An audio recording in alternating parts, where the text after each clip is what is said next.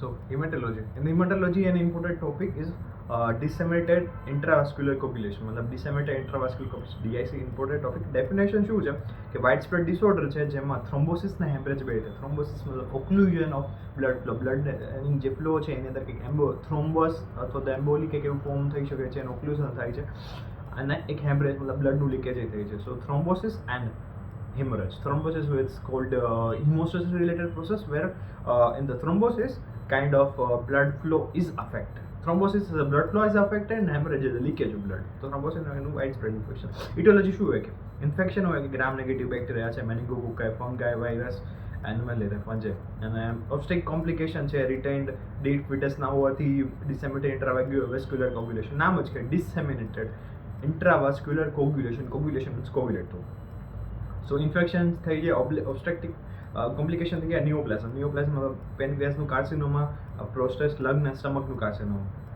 Massive tissue injury હોય, trauma burns એમાં પણ પોસિબલ છે. વાસ્ક્યુલર ડિસઓર્ડર, ઓટિક એન્યુરિઝમ એમાં પોસિબલ છે. ઇમ્યુનોલોજીકલ રિએક્શન હોય, ટ્રાન્સપ્લાન્ટેશન એમાં હોઈ શકે. So infection, obstetric complication, neoplasm, massive tissue, vascular disorder અને ઇમ્યુનોલોજીકલ રિએક્શન. પેથોજેનિક શું છે કે ભાઈ કોઈ ટ્રિગર ઇવેન્ટ હોય કે જેનાથી કોગ્યુલેશન જે આપણો બ્લડ ફ્લો છે એને કોગ્યુલેટ કરવાના કેસ્કેડની ટ્રિગર ઇવેન્ટ કહી. એટલે પ્રોગ્યુ જે આપણા સર્ક્યુલેશન છે આપણા બ્લડની અંદર કેટલા બધા કોગ્યુલેટિંગ ફેક્ટર હશે એ બધા એકસાથે એક્ટિવેટ થઈ જશે. સો એના લીધે થશે કેવું કોગ્યુલેશનનું એક્ટિવેશન થવાથી માઇક્રોથ્રોમ્બી અને માઇક્રો એમ્બોલીનું ફોર્મ થશે. વી ઓલરેડી સેઝ કે થ્રોમ્બી ફોર્મ થશે, એમ્બોલી ફોર્મ થશે.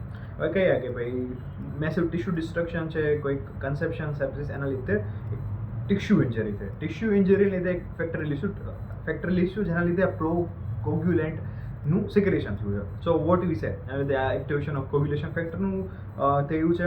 પછી અથવા તો કંઈક સબ એન્ડોથેલિયલ ટિશ્યુનું એક્સપોઝર થયું છે, પ્લેટલેટ એક્ટિવેશન થયું. તો આફ્ટર ઓલ એની બેઝિક પ્રોસેસ એ છે કે ભાઈ કોગ્યુલેશન જે પાથવે છે એ એક્ટિવેટ થઈ ગયો છે કોઈ પણ રીતે. પ્લેટલેટનું એક્ટિવેશન થયું કોઈ પણ રીતે. સબ એન્ડોથેલિયલ નું એક્સપોઝર મતલબ એની ઇન્જરી હોઈ શકે, ટિશ્યુ ડિસ્ટ્રક્શન લીધે, કન્સેપ્શનના લીધે. સો આફ્ટર ઓલ ટિશ્યુ ઇન્જરી થઈ છે એટલે લીધે એક્ટિવેશન ઓફ કોગ્યુલેશન ફેક્ટરનું થયું છે. થ્રોમ્બોલિક ઓક્લુઝન થયું માઇક્રોવાસ્ક્યુલસનું અને ઓર્ગનનો એસ્કેમિયા થશે.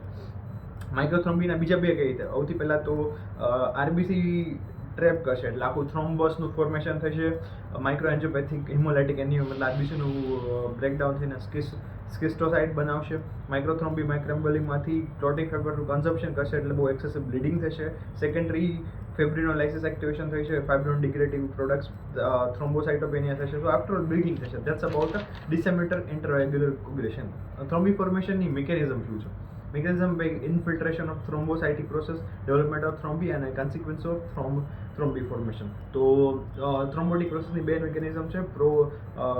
થ્રોમ્બોપ્લાસ્ટિક અથવા તો પ્રોકોગ્યુલેટ સબસ્ટન્સની એન્ટ્રી થઈ કે એન્ડોથેલિયલ ઇન્જરી જેમાં થ્રોમ્બોજેનિક વસ્તુ હોય. થ્રોમ્બીનું ડેવલપમેન્ટ એટલા માટે થાય છે ક્લોટિંગ ફેક્ટરના કન્ઝમ્પશન અને ફાઇબ્રિનના પ્લેટ્સ ભેગા થઈને એક કોગ્યુલેટિવ ડિફાઇબ્રિનેશન બનાવશે. એ શેના માટે? કારણ કે કોઈ બી સિન્ડ્રોમ હોય છે.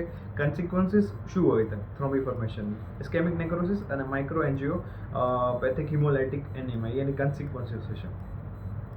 ઇસ્કેમિક નેક્રોસિસમાં કેવું થાય કે ભાઈ લાર્જ એરિયા ઓફ ઇન્ફેક્શન ઇસ્કેમિક નેક્રોસિસને થશે. માઇક્રો એન્જિયોપેથિક હિમોલાઇટિક એનિમિયા સ્કિસ્ટોસાઇટ બને આરબીસીના બ્રેકડાઉન થઈને જે પાર્ટ બને એને સ્કિસ્ટોસાઇટ કહેવાય. So it's in the 3 minute I so give you brief idea.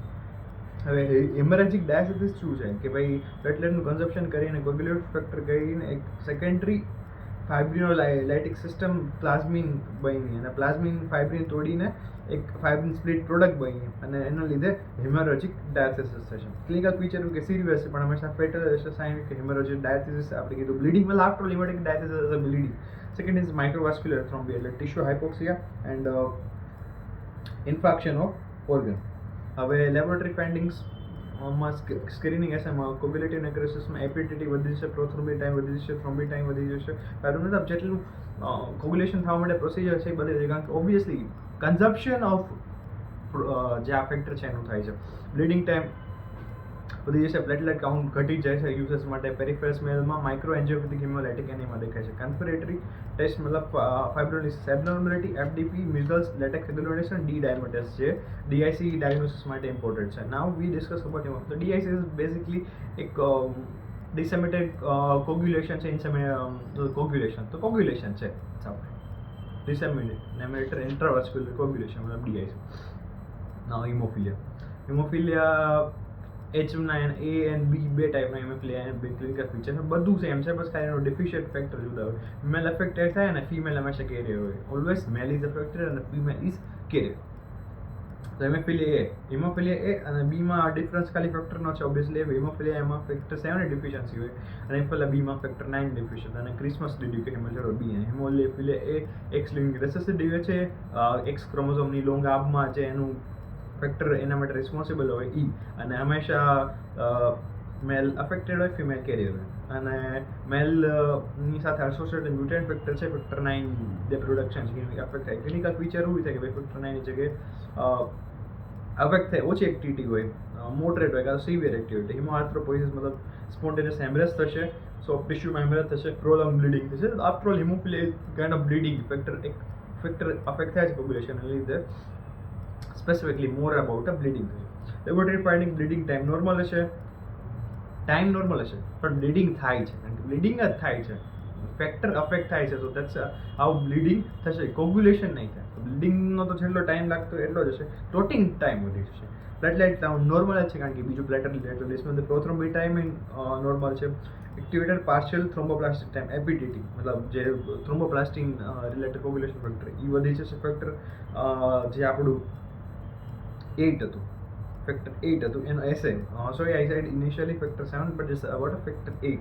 Factor 8 assay હશે જે ડાયગ્નોસિસ માટે વધુ હશે. ફાઇબ્રોજિન એસે નોર્મલ હશે, એફટીડી નેગેટિવ હશે, carrier DNA marker, perinatal complication, haemophilia અને થેરાપી, ડિફોર્મિંગ આર્થરાઇટિસ અને કોટેક્ટ થશે. થેરાપી લીધે વાયરલ હિપેટાઇટિસ એડ્સ થશે. હિમોફિલિયા બી એક કાઇન્ડ ઓફ ક્લિનિકલ સિવિયરિટી છે. Laboratory finding of bleeding normal, clotting time with platelet normal, prothrombin time normal, FTD વધે 30-40 second. Factor 9 assay decrease થશે. So that's about kind of આપણે કહી દીધું haemophilia. Thrombocytopenia, decrease platelet count બિલો 150,000. Clinical feature શું છે?